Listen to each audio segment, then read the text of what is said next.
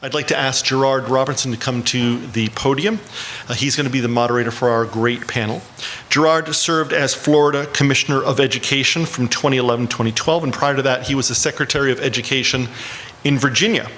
Previously, he was the president of the Black Alliance for Educational Options, a national nonprofit organization whose mission is to support parental choice, to empower families, and to increase quality educational options for Black children. He is the author of numerous articles on school choice, urban schooling, and achievement gaps. He received a master's in education from Harvard, his BA from Howard University, and an Associate of Arts from El Camino Community College. He is married and has 3 wonderful daughters. Thank you.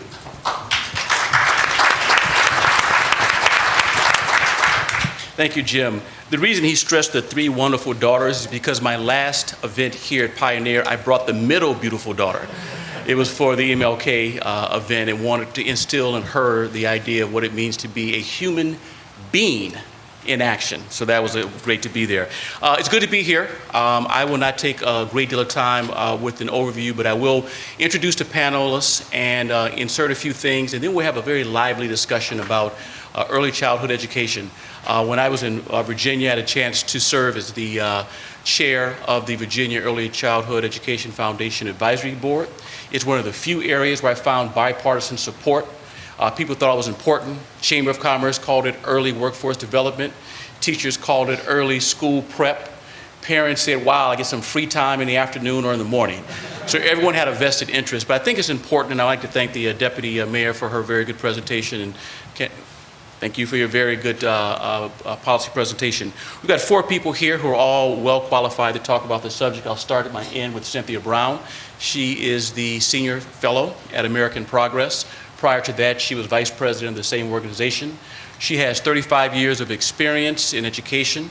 One that was of particular interest to me was working for the Department of then Health, Education, and Welfare, which preceded the Department of Education. Strong focus on making sure educational opportunity and working with low-income kids are important. And so I think she's going to bring a very good, unique perspective.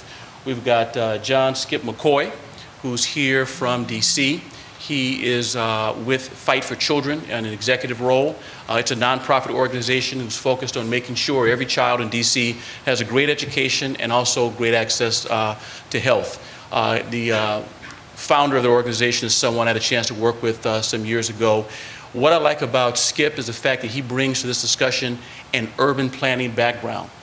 The number of conversations that we have in education at the district level or state level that includes no planning for 5 or 10 years with housing, with businesses, and other things is just tremendous.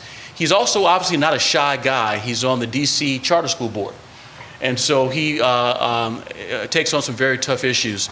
In a previous life, I had a chance to work for then Superintendent of Schools, Dr. Arlene Ackerman, when DC Public Schools was getting ready to step into the charter school world. I let her know up front, I support charters, vouchers, all the school choice stuff. I just want to let you know. And her response was, great, you work for me now, you do what I tell you. So that's what I did. But glad to have him on board. I think he's going to bring a very good perspective. I'd like to also welcome Jeannie Allen, who is President Emeritus of the Center for Education Reform. She has also a rich background in education, going back to working as a special assistant in the Office of Post-Secondary Education in the U.S. Department of Education at the time that Ronald Reagan was president. In fact, with Cynthia, it was Jimmy Carter, so we've got some good politics here.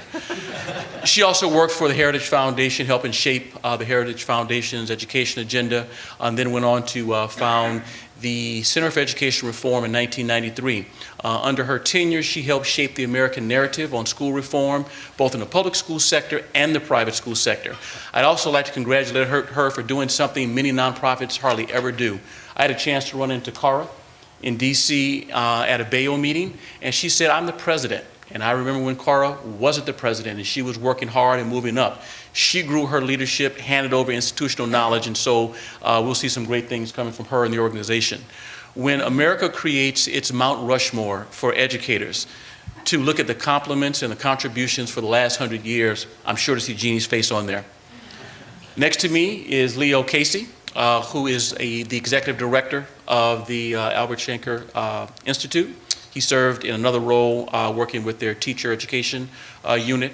He also has 15 years of experience in education, was also announced, I think in 1992, as the Social Studies Teacher of the Year. I noticed in his bio that he has a PhD in political philosophy. And you'll be proud to know that I just left a meeting with the National Association of Black Journalists.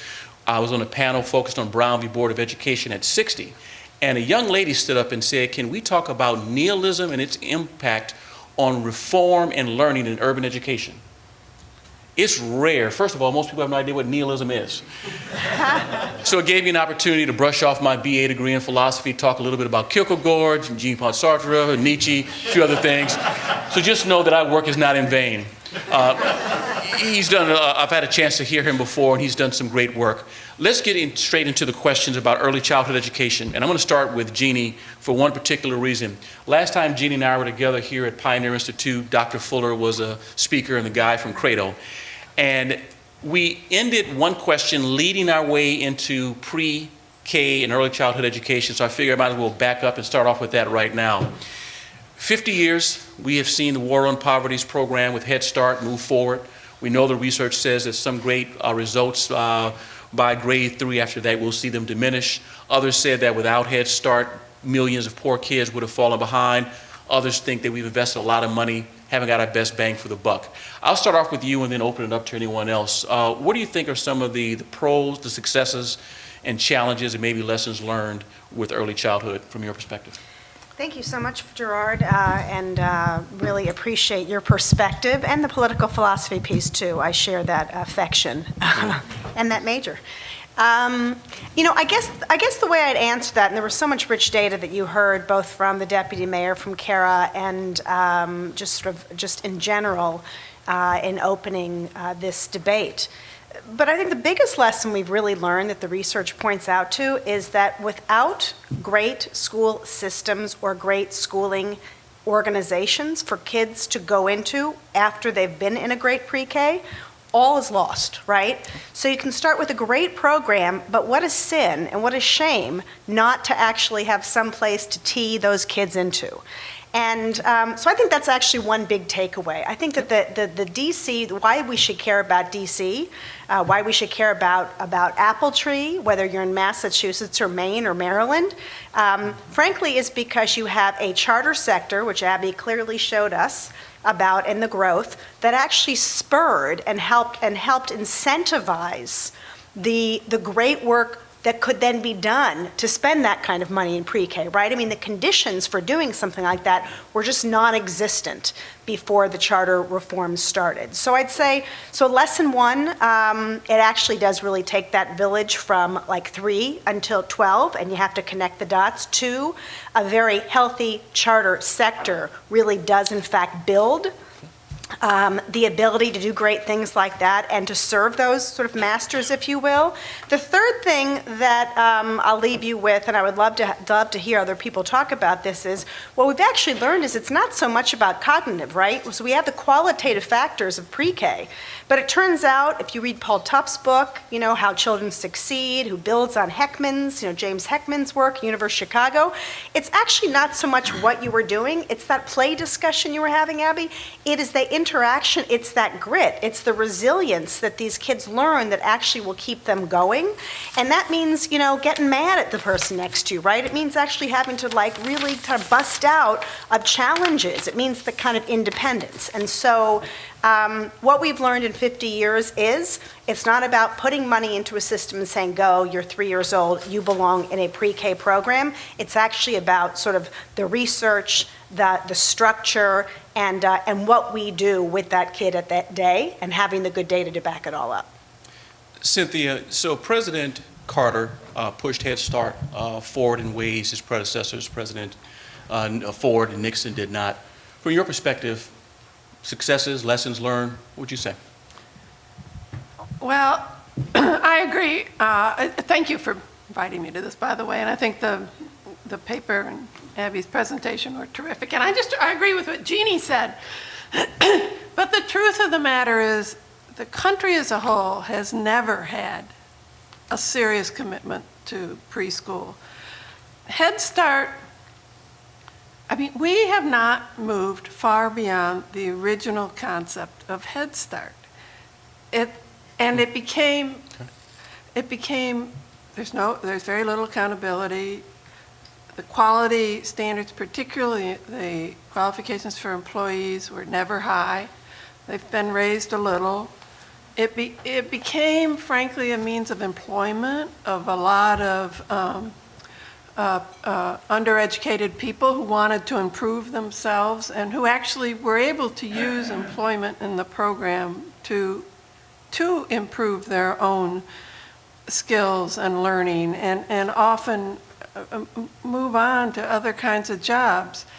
But the commitment to young children in this country has always been inadequate in terms of not just investing money, but looking at accountability and, looking at quality and ultimately accountability. And it's so perplexing because we're the only advanced country in the world that has not made a serious investment in its young children, including with preschool.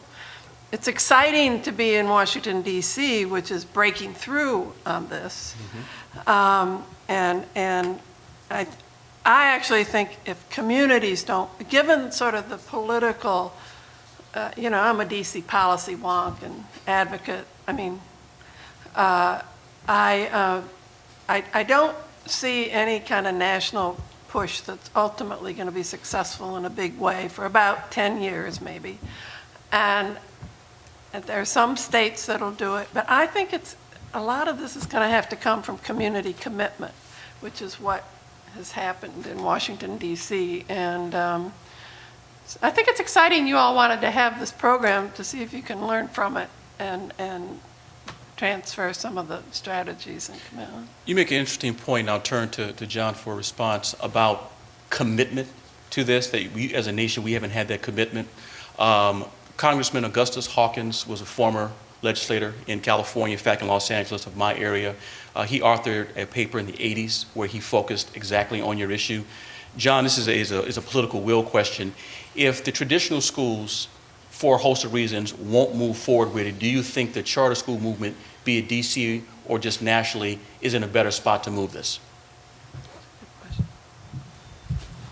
First, thanks to the Institute for having me, and Jack had a little bit to do with that. And Abby, it's good to hear you key off.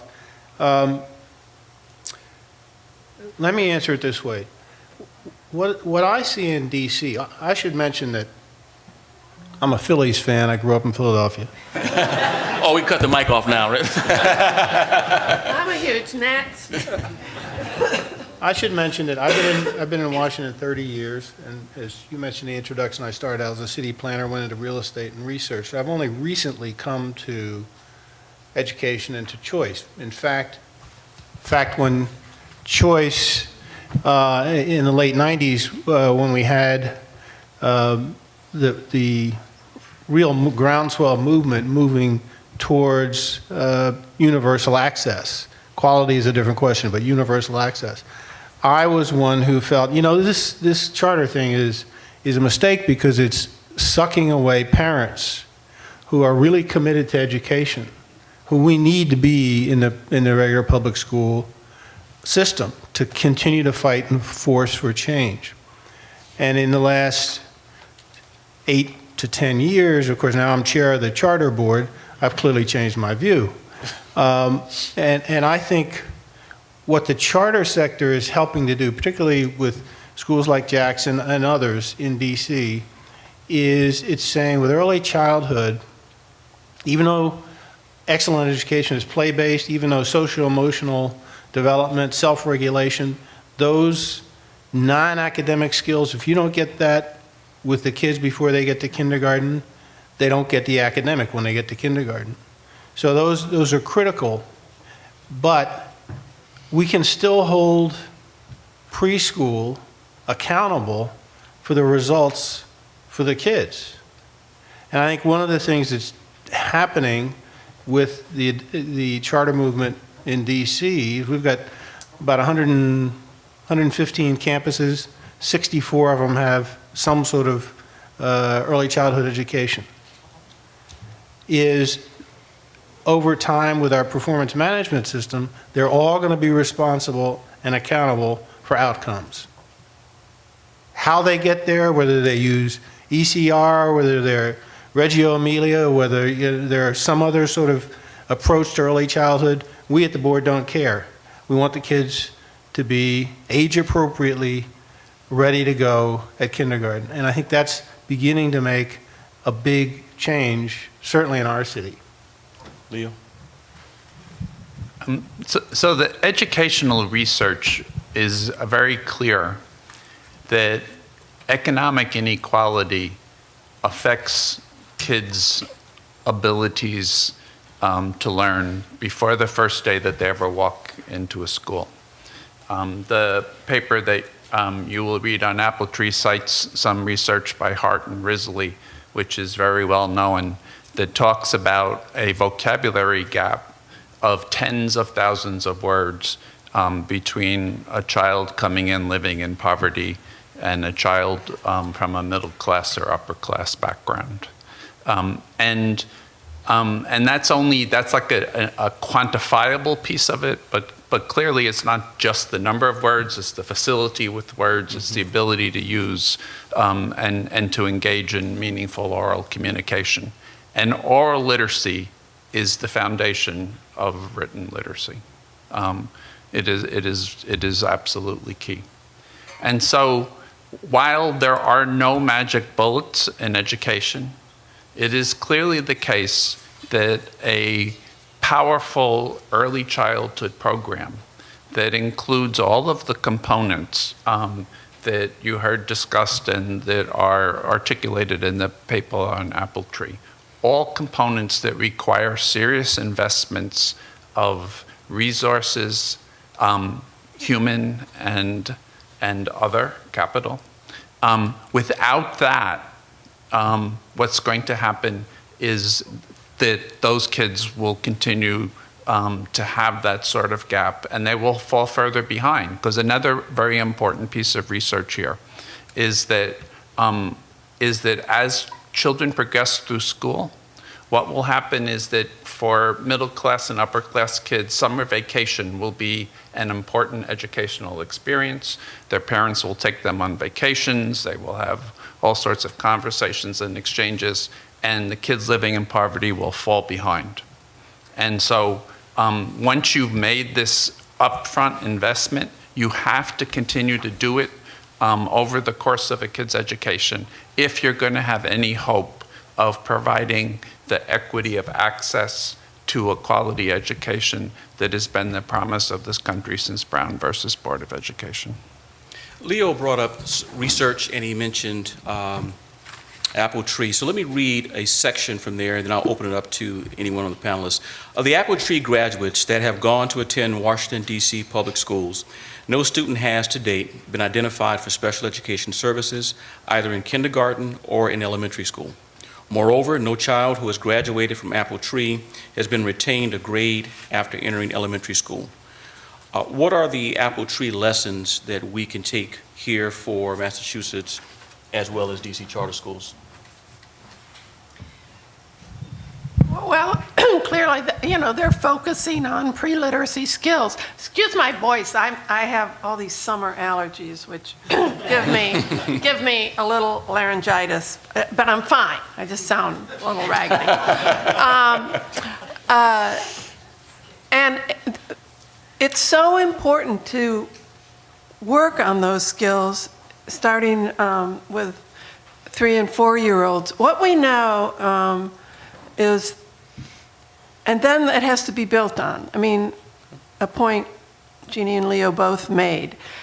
If you look at the research of someone like Robert Slavin at Johns Hopkins University, Success for All Foundation, and I've had the opportunity to interact with him a lot.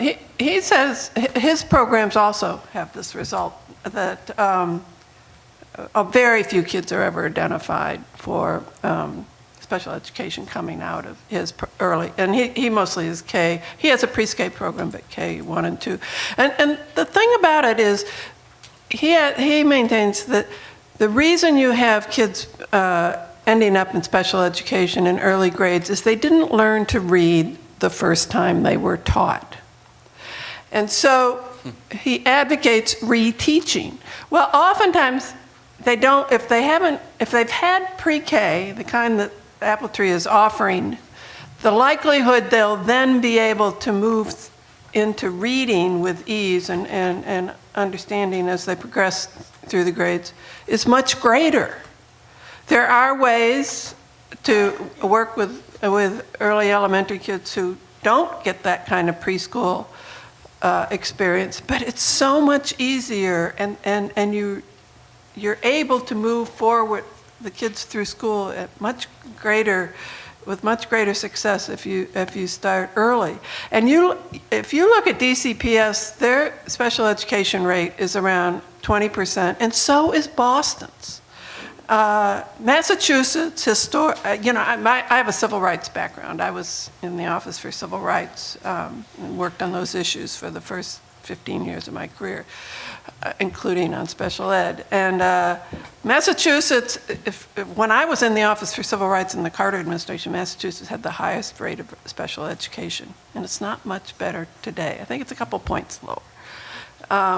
So this focus on literacy is so fundamental, and particularly reading literacy, which has a relationship to math. But the challenge for this is immense, and it's just, to me, mind-boggling that this research isn't recognized, because we have it. It was presented in the paper. We have the research of Slavin, who also has a big I3 grant. I mean, it just boggles my mind. AFT for years has advocated for supported success for all. It's just mind-blowing how evidence has not been an important part of moving forward with education in the U.S. Jeannie? Oh, sure. No, walk down. You come down. Great. Could I just add to that and take liberty, Jack, of pulling out what I think are 7 factors that indirectly lead to the sort of success, and specifically with special ed. And this is from observing not only Apple Tree schools, but others in the district, particularly other charters, but some DCPS that I think have had not exactly that level of success, but have been pretty successful. And Kara mentioned some of these in her paper. Number 1, data-driven instruction that crosses domains, not just academic domains, but social, emotional, and so forth. Number 2, what I call, and as a non-educator, I've been told this is not a term of art, this is just a skipism, child invisible assessments. And what I mean by that is developmentally appropriate assessments, so that, I think Abby said, the kids don't know they're being assessed, but the educators are getting information that's helpful to reteach, that's helpful to do team teaching, that's helpful to advance each individual child, so that over a period of a year, the education is really patterned towards that child. And you can only do it if you get some data. Number 3, play, again, is incorporated throughout the curriculum. Number 4, and several people, and Cynthia mentioned this, a really rich vocabulary is used. And I think tied to that is expectations are high. I think low-income kids, often in many schools, the teachers don't expect those kids to learn. They don't expect them to do well. They don't expect them to score well. And I think that, kids pick up on things. If you don't expect it, you won't get it. So I think tied to, and I've been in several of Jack's schools, tied to rich vocabulary is an expectation that the kids are going to be able to learn. Now, you're going to help them a lot. Strong leadership. You can have greatest curriculum in the world. You can have phenomenal assessment. If you don't have great leadership in that building, it's just not going to happen. And then finally, the learning philosophy has to be the framework for the practice, the teaching practice, the instructional activity. If there's not an overall philosophy that's shared by the leaders and the teachers, you're not going to get the same sort of results.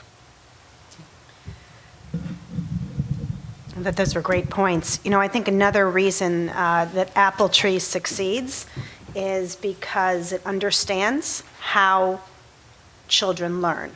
So Jamie Cassup from Google is doing a lot of work around the country because education's become one of his passions. He grew up in a poor neighborhood. He's been studying brain research. And the good news, and he's not the first to say it, but I listened to him recently, and he said, you know, we actually do know a lot about how kids learn, and people who know how kids learn can educate them well. And they know that manipulatives actually will implant things in their brain that will allow them to retain knowledge long after they have left for summer vacation. So even though there is this huge gap, Leo, there's actually more that we know about that makes it very positive. Technology actually, and the difference in technology on the brain than maybe when we were growing up, also has sort of this interesting imprint on it. So we can do more with kids that'll actually have a permanent imprint on their synapses, if you will. Where the synapses break down is when it comes to trauma. Right? So just as there's a lot of things we're actually doing now that will withstand that challenge of summer learning and whatnot, and strong things, and I think that's probably at the heart. It would be very cool, Jack, to get a brain researcher in there and see, kind of, and watch those, the mind and sort of those X-rays or whatever you call them, the radar on the brain, and how they're doing things and whether it lasts. I'm not using the right word. You know, someone will have to fill that in.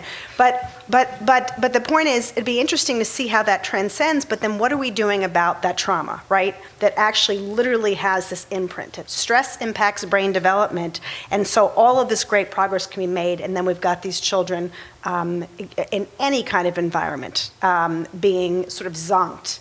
And that learning can stop, right? And that learning can terminate. So I think there's hope in what we know from brain science, and then there's sort of this caution that you know, we can't solve overnight. We just can't solve with pre-K. I just want to add one thing, though, that I am concerned about in the entire debate about pre-K. And I remember this, you know, 35 years ago, literally sitting as a junior analyst in the Heritage Foundation, and Congress was debating the ABC bill. And it was like, we're going to create the ABC bill. AFT was behind it. Everyone was behind it. We're going to do pre-K for everybody. When I hear pre-K for all, I mean, this debate is so complex. The discussions we're having right now about quality do not come out in the Washington Post or the Boston Globe, right? They don't come out. This idea that actually you have to have all these factors going isn't what rises to the surface. What rises is, give us that $12,000 a kid and allow Boston Public Schools to actually start educating kids in pre-K. And like everything else we're talking about, and having that flexibility doesn't rise to the surface. So be careful and be cautious and be supportive at the same time, but always say, we need to do this, but these are the conditions under which it will work, and be willing to pull the plug even if you're the biggest pre-K advocate in the world, because just having it is not the answer. Leo? So I want to say that although most of the qualities described to the apple tree schools in this paper I found compelling, this particular issue raised red flags for me as someone who spent 27 years in and around schools. You can go to the wealthiest suburbs of Boston and you will find students in special education. There are a portion of young people who have physiological problems that require special education. Now, I am entirely sympathetic to the argument that special education is used inappropriately in very many cases, and that all too many kids end up in special education for the wrong reasons. And I would find compelling an argument that said we were able to reduce the numbers of students going into special education in a significant number. But to claim zero, it strikes me as there's only one of two explanations I can think of. One is that somehow the kids you had coming in are kids that didn't have any of those physiological problems. And when you're serving a high poverty population. You're talking about kids with fetal alcohol syndrome, crack babies. There's a whole set of issues that play out for those kids' lifetime. Or two, that somehow this is just not an accurate finding. And I think we need to be really to have credible claims that we make in this regard. Because I do think it is important that we really don't send kids off into special education when they don't need it, when there are other issues that can address it. But to claim that no kids that end up in special education just raises huge red flags for me as an educator. Okay, maybe there's a third. Is there a third potential? And we'll find out if this is right later. That maybe Appletree has decided that it does them no good to actually type someone as a special ed kid.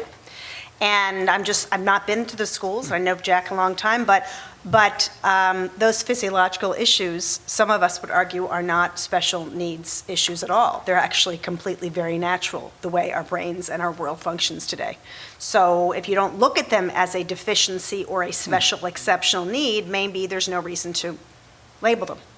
Just Cynthia? We'll do Cynthia. Yeah, and then we'll come to Leah. I don't really want to get into the weeds on this, but very few audiences ever do. Leo raises a really important point. Jeannie probably explains a big chunk of what Appletree was doing. But I can tell you in the policy community in Washington, D.C., no one talks about this stuff. Kids who have special needs, they've at least got a better vocabulary.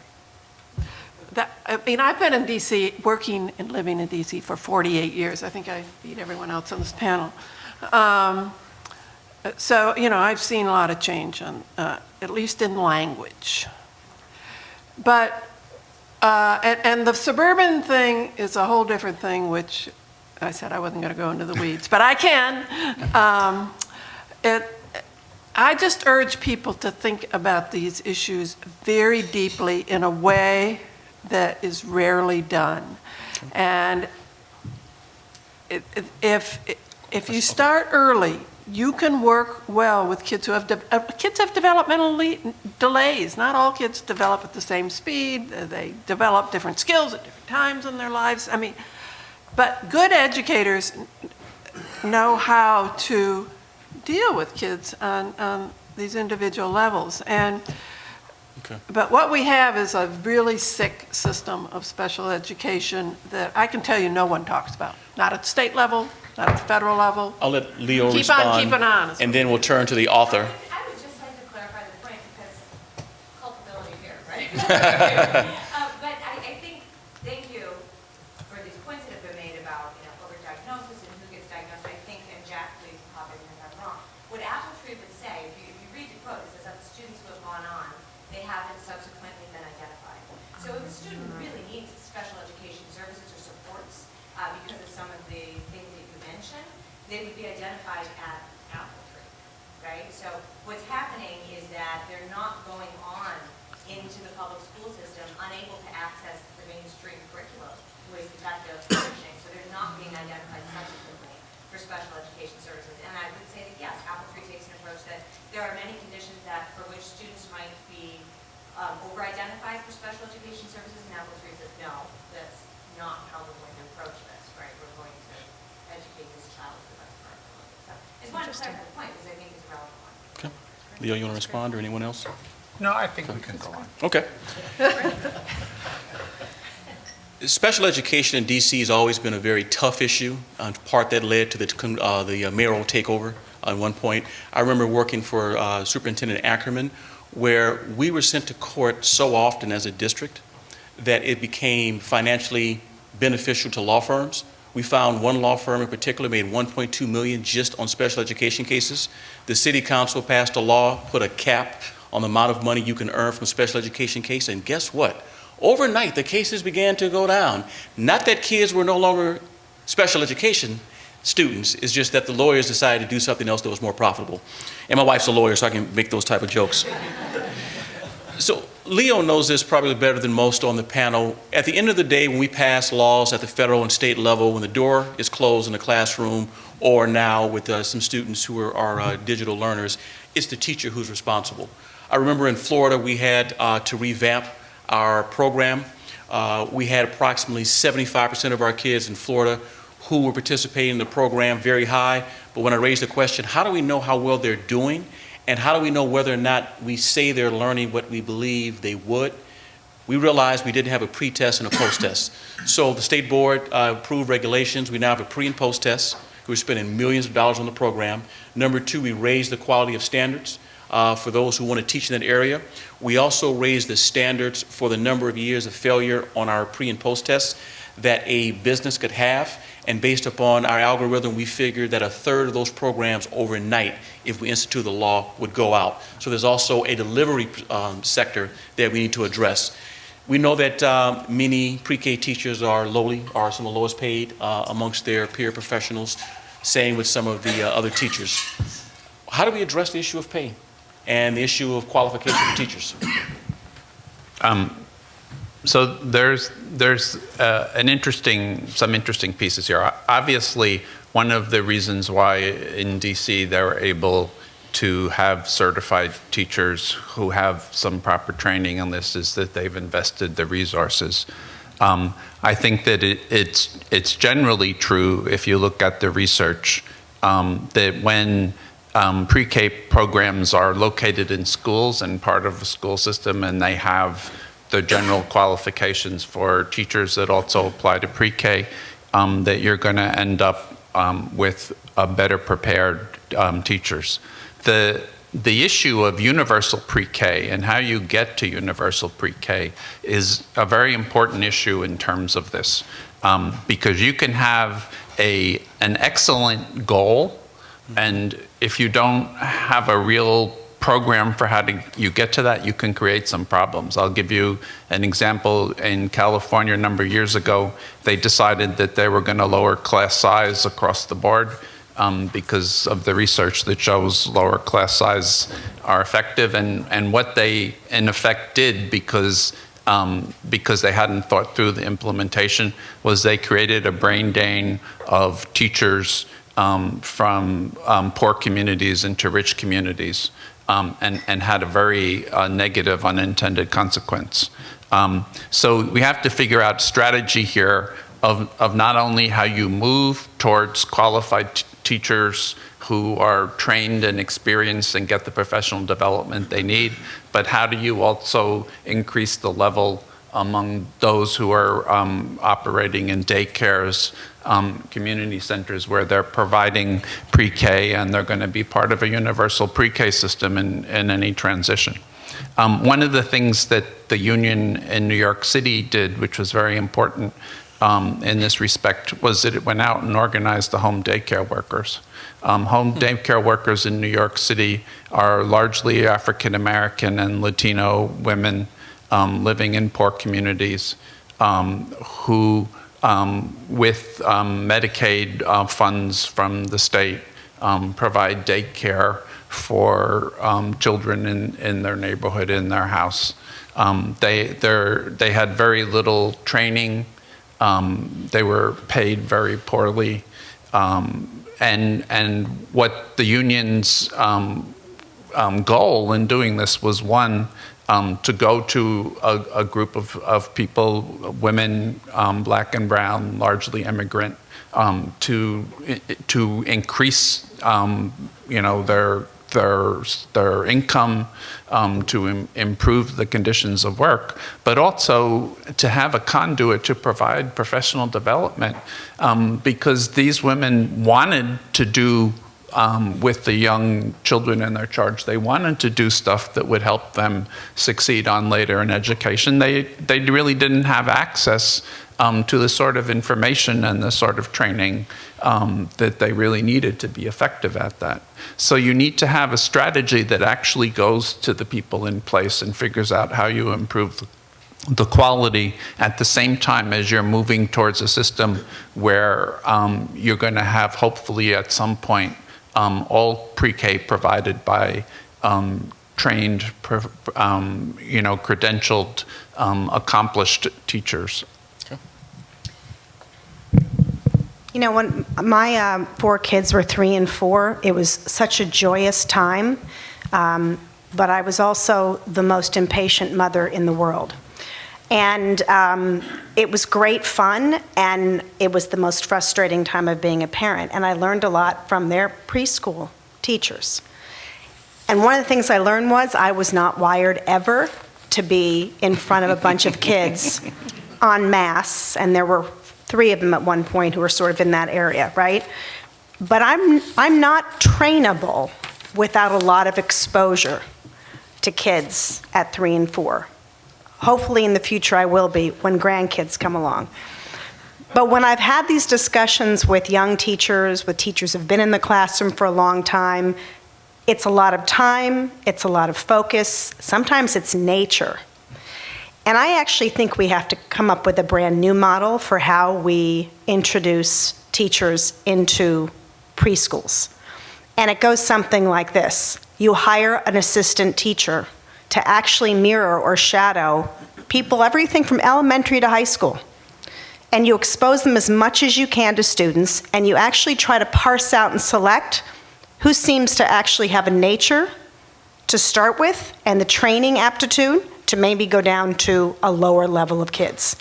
And then you have them around those kids sort of as residents for a long time, because even with the best programs in higher education and the best training, it will do absolutely zero unless you actually have that nature that actually can solicit and elicit that sort of grittiness and those non-cognitive skills that so many of us actually are not wired with for 3 and 4-year-olds.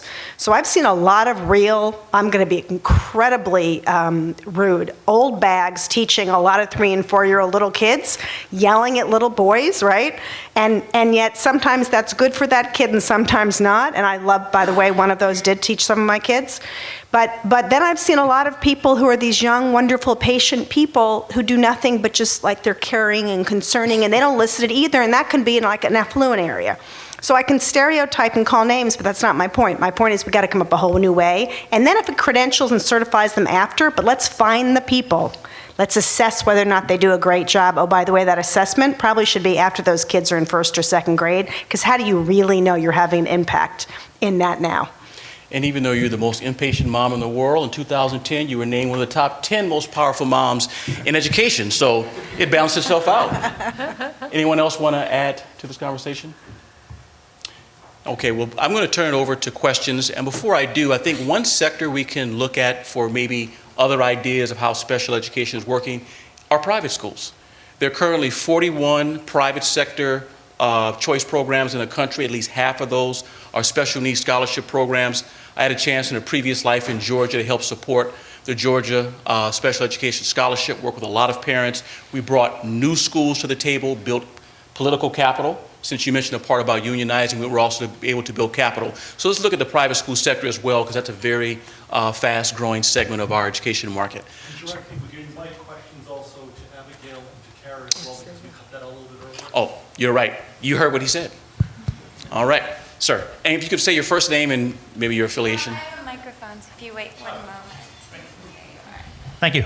I represent Bill Hewer is my name. I represent a group that's opposed to the any changes to the compulsory attendance statute, either lowering it or raising it, and taking away parental choice in those areas. Right. So I hope we're not heading down that path in what we're talking about here. And I know any questioning about early ed comes across like criticizing apple pie, motherhood, baseball. Well, not today after the Red Sox trades, but you can criticize baseball today. So I know there's a lot of good things that can be said about early education. But my question is, isn't it sort of disingenuous to claim that early education for all will close the achievement gaps? That if you really want to close the achievement gap, you would target the people who need it so that when you're entering kindergarten, everybody then becomes equal. And it seems like Kara sort of touched upon that when she said, you know, if we're going to rely on the charter schools, aren't we going to wind up with the people who are more educated and wealthy who can game the system are moving into that area of education, and you're going to widen the achievement gaps. Okay. So the reality is that there's quality pre-K education now for your children and my children, children of middle class and upper class families who know that it's absolutely essential for their kids' development and make sure that they get it. All right? Who doesn't get quality education are children of poor and working class families. And so when you talk about universal pre-K, what you're really talking about is making sure that all children have access to that experience at the beginning of life, but most importantly, that the kids who need it most get it. Now, the other thing that I would say to you is, there's a reason why Social Security is the third rail of American politics, and that's because everybody gets Social Security. There's a reason why between Medicaid and Medicare, one is stigmatized and the other isn't. And that's because one of them is universal and the other one isn't. And so if you want to create, and as not only a political philosopher, but a political scientist, when I look at something that's as important as quality pre-K, and I want to create a solid, long-lasting political base for it, I would suggest to you that it has to be a system that provides a universal service, and that everyone feels like they have an investment in. Yep, the author. Yeah, I would just like to say that absolutely, it's about universal access. If you look at the Boston Public Schools website today, right, it will say, we have some flourishing K, I think they call it K0, K1, preschool programs. Unfortunately, there aren't enough seats available for every member of the Boston, right? So this is about access, not about saying you must. It's about making those seats available for parents that seek it. And to the point about the charter model, I definitely would not say that the charter model, especially, as I said, I'm a charter school board member, as we have here in Massachusetts, encourages only the most motivated folks to apply. I think that our charter schools do an excellent job. If they were more available, if we were actually meeting demand here in Massachusetts, it's incredible what these schools are doing, and it's not just about motivated parents. But the point is that our policy fixes thus far, when it comes to closing the achievement gap, have been so heavily focused on later years in schooling, on the back end. We have not, to the point, as Cynthia has made, done a good job of saying, let's start early on, folks. Let's nip this in the bud, because we know that it exists before children even enter school. I just want to say that most national policies that propose doing something about this preschools and talk about universal, talk about phasing it in and starting with supporting programs for the lowest income kids first. So there's an operational part of this that would get at your issue. Georgia State Department of Education has got some great data on its program, one of the early ones in the country. Virginia actually has one focused specifically for low-income kids. Florida is wide open, but you got a lot of low-income kids, and they've got great data to look at. Yes, ma'am. My name is Isa Zimmerman. I'm a longtime educator in Massachusetts, having served in just about every chair that women of my age had to serve in to get to superintendency.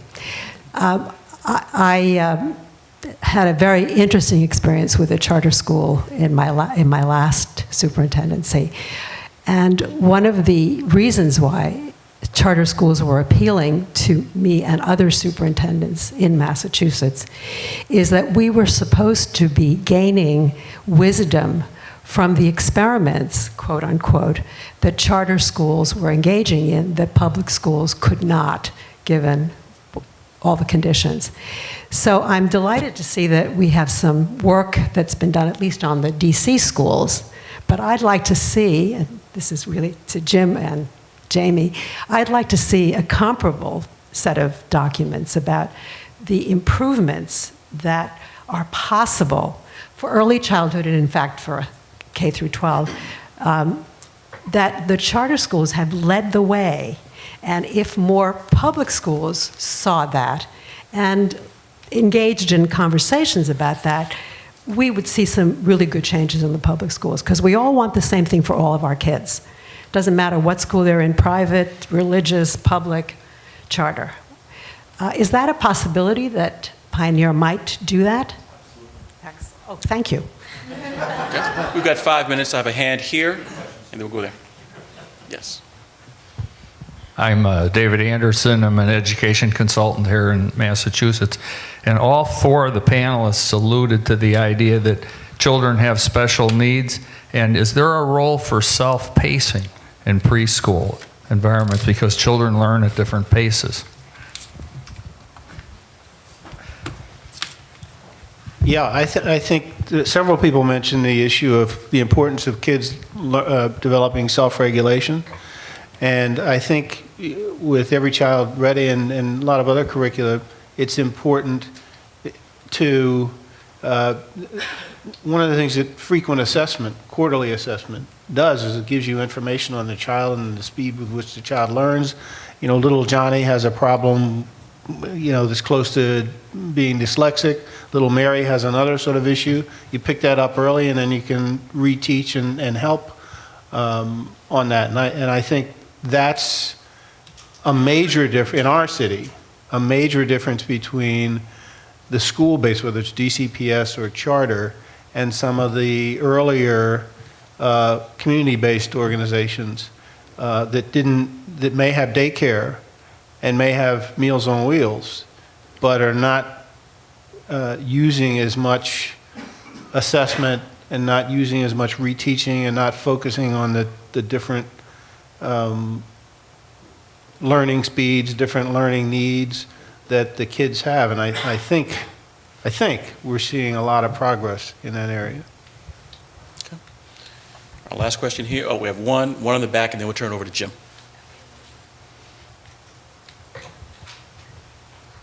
Amy O'Leary with Strategies for Children, and my question's for the Deputy Mayor. We have talked a lot about in Massachusetts about the funding mechanism, that we are working to build a high system of early education and care, but really based on child care dollars that weren't ever intended to fund all the pieces that we're trying to do. Can you talk a little bit about how that discussion happened in DC and how the funding mechanism works?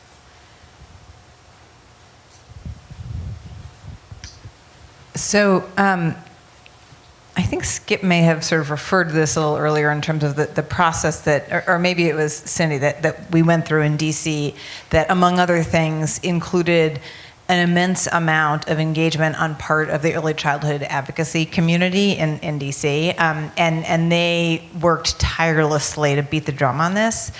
The way that our schools, our pre-Ks are funded now is through the same funding formula that we have for K-12. And so we are now at the point where everyone understands that is just part of our education system. And so once we got to that point, then now it's there, it's fixed. And so however many kids you get, that's how much money you get. I think that the real push for that was to this point that Leo raised, by extending this as something that was going to be universal and that people of my socioeconomic status could benefit from, really helped build some political will behind this that I think was really helpful, because it wasn't a question of, we're spending more money on poor kids, we keep pouring money down the drain, right? That sort of, that sort of riff that you hear.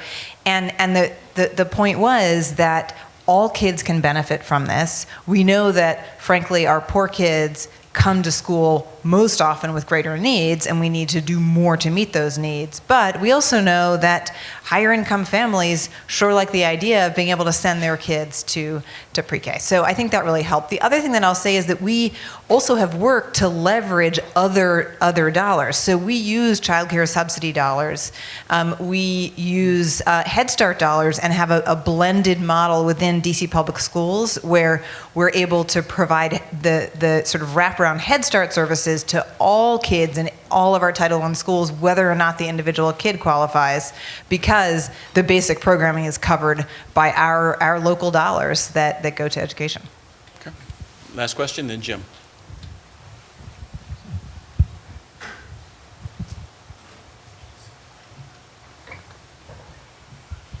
So I'm Alan Moulton. I'm from MIT, so I'm not really involved in the K through 12 except from the outside. One of the things that I was curious about was the special ed commentary and the zero there, because as I understand it, somewhere in the low single digits percentage, there are neurologically based cognitive disabilities. So you would think in a large sample size that you would get a couple percent at least that would be identified as having those disabilities. So it sounds like that was not part of the sample, and that maybe that's something that would be worth doing some further research on to see what is the actual effect down there. Does that make sense to you? Can I just address that? So it's important to understand Apple Tree has roughly a 5 to 6% identification for special ed. The point of that statistic was simply that in the school system we have 22% special ed. Please tell us who you are. So I'm Tom Keenan with Apple Tree. So Apple Tree has a 5 to 6% identification for special ed. None of those kids after they leave Apple Tree get further identified for special ed. That was the point of that fact. Now that's actually striking because 22% in general is the identification for special ed in DC. So we are identifying for them, it's just that there aren't any further kids. So you're absolutely right, there's always going to be some kids. So that's a compelling argument. I mean, that's what I was saying. I mean, this may just be it may just have been unclear, but I think clearly all too many kids are sent off to special education because they have maybe delayed development, but it's delayed. There is no underlying disability. All too many kids get sent off to special education because we can't figure out how to handle behavioral issues. Exactly.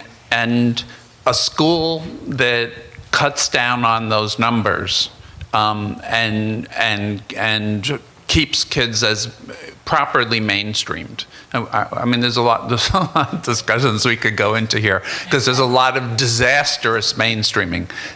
But a school that does that is something that should be celebrated. So maybe this is just a question of how to present it in a way that is a little clearer.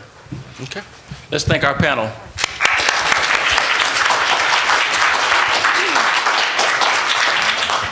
So thank you, yes, to the panel, a wonderful panel of experts, expertly led by Gerard, who can tell you people's bios without actually reading them. I'm amazed at that.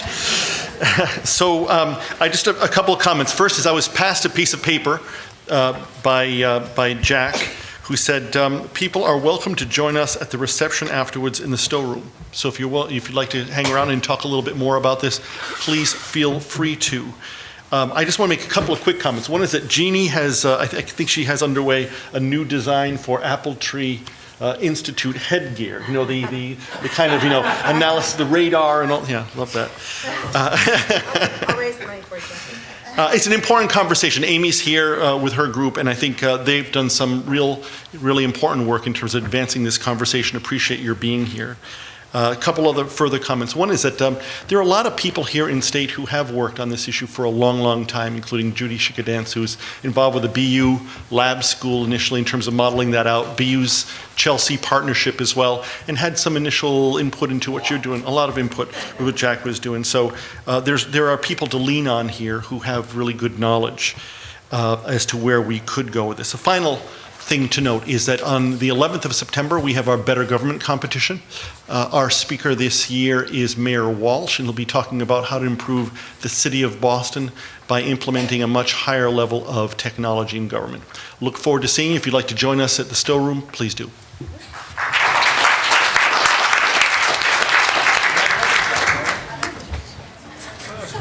Yeah. Not your, Oh, yeah? What?